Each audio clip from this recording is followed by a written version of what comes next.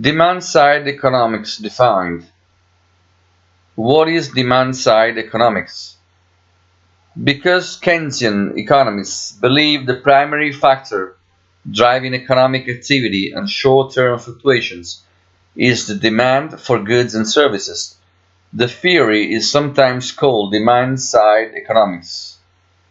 This perspective is at odds with classical economic theory or supply-side economics, which states the production of goods or services or supply is of primary importance in economic growth. Economist John Maynard Keynes developed his economic theories in large part as a response to the Great Depression of the 1930s. Before the Great Depression, classical economics was the dominant theory, with the belief that through the market forces of supply and demand, economic equilibrium would be restored naturally over time.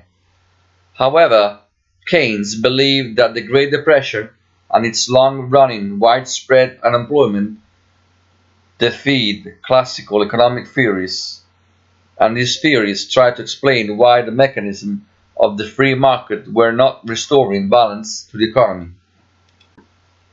Key takeaways. Demand-side economics refer to Keynesian economists' belief that demand for goods and services drive economic activity. A core characteristic of demand-side economics is aggregate demand. Government can generate demand for goods and services if people and businesses are unable to. Insufficient demand causes unemployment. Keynes maintained that unemployment is the result of inadequate demand for goods. During the Great Depression, factories sat idle, and workers were unemployed because there was not enough of a demand for these products. In turn, factories had insufficient demand for workers. Because of this lack of aggregate demand, unemployment persisted, and contrary to classical theories of economics, the market was not able to self-correct and restore balance. One of the core characteristics of Keynesian or demand-side economics is the emphasis on aggregate demand.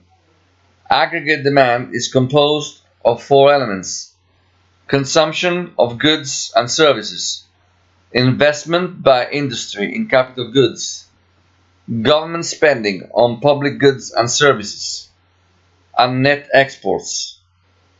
Under the demand-side model, Keynes advocated for government intervention to help overcome low aggregate demand in the short term, such as during a recession or depression, to reduce unemployment and stimulate growth.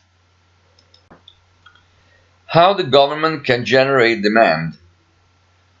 If the other components of aggregate demand are static, government spending can mitigate these issues.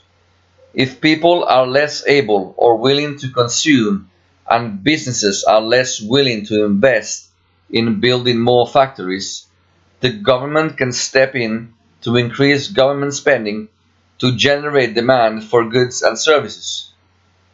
Keynesian economics supports heavy government spending during the national recession to encourage economic activity. Putting more money in the pockets of the middle and lower classes has a greater benefit to the economy than saving or stockpiling the money in a wealthy person's account.